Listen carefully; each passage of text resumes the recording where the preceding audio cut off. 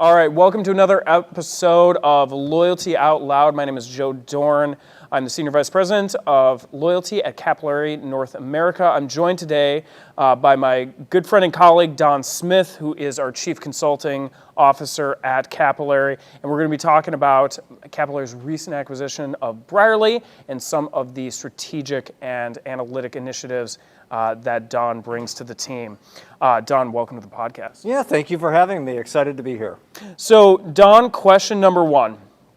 The loyalty landscape and industry is always ever evolving. Can you share the importance of bringing the technology and the SaaS platform that Capillary offers together with the strategic expertise of you and your team and your analytics team, and how that can power successes for the brands that we already support and serve today, and what that's going to mean for other companies that should choose Capillary? Great question, and I think it really comes down to the why Brierley and why Capillary and why come together. Honestly, this is a case of chocolate and peanut butter, right, that come together to make something sweet and a little bit better. And so everything begins for us with strategy. I mean, one of the things that I've learned as a consultant who's designed many different loyalty programs, been doing this for 16 years, and Brierley's been doing it for over 30 and designed over 350 programs and put them into market, is you've got to have a great, compelling design that works, right? And that's not enough. Then you have to take the data assets of the program that you've designed and do something special with it.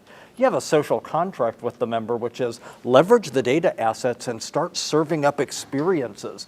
Figure out friction points where members or guests stub their toe and make them better. Meet them at real-time inflection points and deliver inbound messages that either delight them or solve a problem for them or give them a better experience, right? That's what makes a good program and ultimately starts moving towards that vector of cultivating emotional loyalty.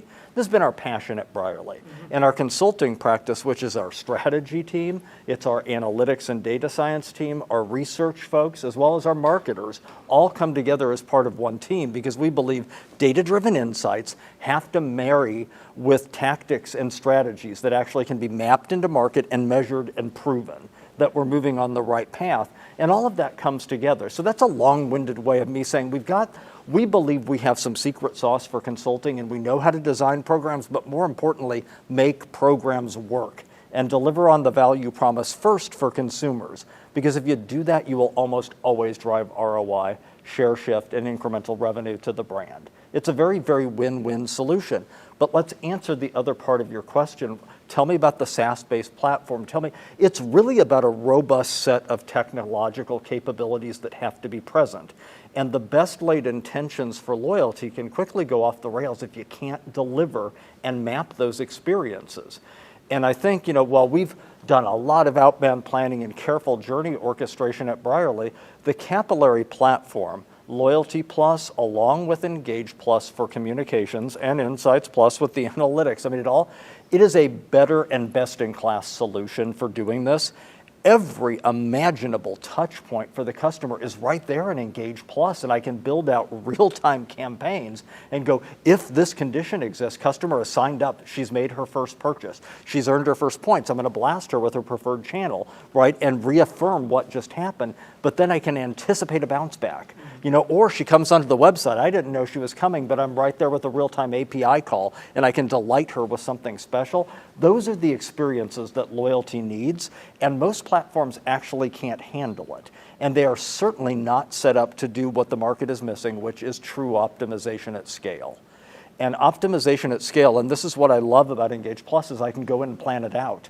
And I can go, look, this is the preferred channel, but if I don't get a response or engagement, I move to the second one, and I choose between these two. And the fact that it's staged like that, but there's some control and governance so that I don't just spray and pray, right, and throw tons of messages out there and spam the member. It allows us to be purposive and deliver a true customer-centric, data-driven member experience. The Capillary platform has that. I do not believe there is a better platform in market that does it all, from delivering communications, having a great CDP, as well as having that solution set together. And so says Forrester, And I think that's the point, is it got the highest rating for a reason. And so we bring in this history of consulting and this passion around design and actioning insights, and we get to join the best technology platform and market. This is going to be win-win for everyone. It's super exciting and awesome, thorough answer. And you came back to something that I have been curious about for literally years, because all of us have some heritage and loyalty, and I've been competing against Brierley for ages and ages, and I've been waiting to ask you about the Brierley emotional loyalty quotient. As a slimy sales guy, I know who I am. This has always seemed to me like, oh, this is just a tactic. And when we popped the hood and we looked at it, when Capillary got to go in and see what this thing was, it's absolutely real, and it's absolutely based on research, and it's absolutely based on analytics. So if you could talk a little bit about how the Brierley loyalty emotional quotient is going to benefit Capillary clients that didn't have that capability before. They have that now, and what we're going to use that to leverage and to improve their programs. Yeah, it's a great question. Thanks. If we're talking about, we call it BLQ. And, the abbreviation for the Brierley Loyalty Quotient could also be the Balanced Loyalty Quotient, really, because that's what it is. And I'll give you a history of why we developed it. And so we started work on this, and we saw this obsession with Net Promoter. And we ran it for our clients too, and we still do. But if you look at most brands in market today, they obsess as if Net Promoter is the be-all and end-all of loyalty. And when you think about it, I get it. It's a simple solution, nice 0 to 10-point scale, 11-point ranking scale, right? And you can go in and you ask, would you recommend this brand or this product to your family and friends? And it's easy to figure out your promoters and come up with that score. We got a problem. Likelihood to recommend is a fundamentally rational attribute that lives in the calculus of consumers. And one of the things that we were seeing when we were doing research, because whenever we do voice of customer research at Brierley, we're pretty obsessed with finding how much category splitting is happening. And we would see customers give a 10, absolutely, I will recommend this brand to my friends and family. And then they would also recommend a competitor with whom they were doing business. And this is a problem. There's not a fidelity there. They love multiple brands, right? And emotional loyalty is taking it beyond that level, because emotionally loyal customers at the pinnacle of this have fidelity. They feel like they're cheating when they go shop with another brand or they transact with another one. And that's where you can go in and start to go with these sub-factors. But wait a minute, why is Amazon beating you here? Why is Target beating you here? And you can come back and go, this is an opportunity. We're under-indexing. We have to improve. How do we use the program to design a better experience? And so that's really BLQ. It's designed to be a tracking solution, but it's much more than that. It's a chance to figure out why scores are varying the way they do and what you can do about it. But it doesn't live as a perfect solution. Smart people have to use it and think about it and how we developed it. And I think what sets it apart from some of the measures in market is we have the time series data and the validation data to prove that it predicts. Yeah. And the number one thing that I've learned about it is the thing that it buys you that nothing else does. Higher emotional loyalty buys you what we call a forgiveness chit. And what I mean by that is if I am core loyal to your brand and I love it, I could have the worst experience that we've all had with a brand that we love at some point. I mean, they could screw it up, treat me horribly, and it's a nightmare. Yet that emotionally loyal customer is willing to forgive it because they already have the identity. But think about the new to file customer, the one that just joined 6 months ago. They're probably a trite, right? And they would never come back to you, and they would steer clear of you like it was the third rail, right? And that's what emotional loyalty does, is it forges something that extends beyond the transaction. And it's a true identity with brand. It's hard to get. And it's a lot easier to get in passion categories, but every category can have it. We did it with a utility provider and saw some pretty substantial differences. Oh, that's awesome. And it's a perfect lead into my next question. And again, we have to be careful here and making sure that we're not giving away client secret sauces. But is there any example, maybe, at a vague level or at a specific level, if it's okay to share, of how the loyalty quotient changed your go-to-market approach? And specifically, Brierley has several clients that are winning awards right now. And did any of your go-to-market tactics or recommendations in your consulting with those clients contribute to their successes that ended up as those awards? Yeah, absolutely. And I am going to be real careful about not naming names as we go through this. But We have seen so much traction with the BLQ as a diagnostic for focusing loyalty solutions. We actually make it the first deliverable of our design process now. When a brand comes to us and says, help us design a program, or they say, I've got one, I don't think it's working, can you help us redesign it or optimize it? Day one, we schedule the Brierley Loyalty Quotient. We want to talk to their customers because early on, we want to see, and we always find something. Here's where you're over-indexing, you're killing it relative to everyone else. This is what these people love about you. Amplify that strength. So lead into it as a competitive advantage, but figure out where you're stubbing your toe, and use the program and the enhancements to figure out what happens. So working with lots of examples, working with an aesthetics provider right now. That can't say which, but it's a couple of chains, right? But they provide haircuts and other solutions for folks that want to look beautiful, like me. You don't just wake up and look like this. Maybe you do. I don't. This is product. This is product, baby. But one of the things that we heard early on in the research was folks going, man, I have a hard time because I go in and sometimes I have to wait twice as long as I was supposed to in the waiting area because it's taking a lot longer. Let's figure out if we can solve that. One, do the check-in functionality as part of the program, right? And let the person know it's going to be 15 minutes before you're going to be in a chair. You can go chill. You can go check out other things in this mall, for example. But then the other piece of it is you can't always control what happens. And so we came up with a solution. What if you had a bad experience and we told you it was 15 minutes and it was 25? What if we send you a message when you sit down and go, we got it wrong. Sorry about that. It took a little bit longer. We take our customers seriously. This is on us. And it might be some bonus points. It might be a complimentary shampoo to go along with the haircut. But it's a way of explicitly acknowledging for the guest, you matter to us, and you know what, we take everything seriously, and let us at least try to make this right for you. And when we tested that as a concept, guests love it. They absolutely love it. All they want to know is that they're heard and the brand is trying, and there's some attempt to bring equity and fairness into the process, right? And that's one of those areas. And similarly, we've seen this, like we'll go in and do BLQ and we'll do some open-end research around it too. And for one of our brands, we're like, you know what, they actually really love you, but they are mad about the minimum value for shipping. And it is sticking in these people's craw. And for one of the brands, which is up for an award this year, I won't tell you which one, but Amazon was beating them on that category around, well, of course, these people are all paying for Prime. It's an opportunity cost, and they resent paying for shipping for anyone else. We are going to have to figure out a way to rebalance the mechanics of the program so we can reduce the minimum or get rid of it, right? And find ways to level that playing field, because like it or not, a small shipping fee just is an emotional hurdle for some folks that they can't get around. They just resent it. And we don't want them resenting the transaction. We want the program smoothing it over and making the shipping free. We want it to be a persistent member benefit that there is no minimum. You can just go shop with us anytime you need to. And that's what we do for our members, right? It's simple. That's not secret sauce.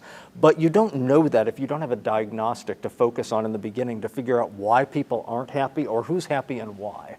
Right? And that's where we start to use BLQ to slice and dice and make early design decisions, because it's really about finding friction points, smoothing them, or finding opportunities to do something a little more meaningful, a little more personal. And that's kind of what BLQ does. And we have a design philosophy that programs have to be simple in the fundamental mechanic, but you always need something that no one else has, right? Something that gives it a distinctive mark or flair that your competitive set will be left scratching their heads going, how am I going to adopt that? How can I copy that? I can't do that for the next year and a half. We're not ready, right? And we're always looking for whatever that tiny little silver bullet is, and we want to shoot it into the design. BLQ has been one of the things that gets us there. Oh, that's amazing. And for our listeners and for folks tuning in, I just want to shout out here that a loyalty strategist just gave that complete answer and did not use the word points once.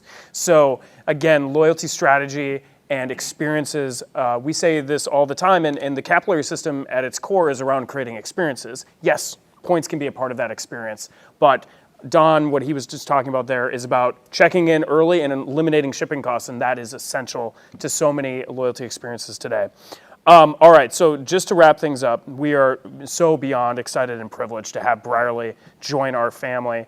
Wanted to ask you, getting back to experience, what has been your greatest experience or your fondest memory of your career with Brierley to date. And Brierley's not going anywhere. Like, Brierley is a part of the Capillary family, and the brand will live on very long into the future because it's got so much heritage and so much expertise in this area. But just wanted you to share, kind of on a personal note, over the last 16 years, what's been your biggest Brierley moment? Oh, you know what? There's like a runner-up for it, which was designing Expresses, the fashion brands program. They had a simple little program. It was on a private label credit card, not a lot of wow factor. We definitely over-engineered that program in the design process. We had come up with what we thought was the constellation of more ways to earn and be rewarded without shopping, just for engaging the brand, than any other program in market. Follow on Twitter, download the SMS, take a survey, help become part of a style panel, tweet something, do a product review, whatever. We had all of those mapped in. And we went, did we just boil the ocean? Are we going to pull this off? Because we had an aggressive implementation timeline. And I think the rush of watching it go into pilot market in the first markets on the day that it was scheduled, and watching it go live, and we all went shopping, and we went to all the Express stores, and we signed up, and we tendered, and we tried to break everything in there. And the fact that it all worked on day one, and it was so seamless from a customer service perspective, felt really, really good. To just go in and do what we said we were going to do, and the associates were ready for it. They had been trained. Everything was working, and the spiffs were there. The program was top of mind. That was a rush. But that was not the most rewarding moment. The most rewarding moment comes from something that's not, and I think this should be in everyone's job, right? People need to be loyal to loyalty companies if they're going to work for them. And you have to create a place people want to come to work, and they want to interact with their colleagues. And I think, for me, it was one of the amazing races. This is a tradition that Brierley does. You've seen the reality TV show, The Amazing Race, where they take people to enigmatic venues and they fight, with overbearing personalities and partners, and they do that. Ours is just, we put team members together every year. We did it through COVID and everything else. And we put you together in a team, and people will take it a little serious, a little silly. They'll do costumes, superhero stuff. Sometimes beverages are involved, but not during the race itself, right?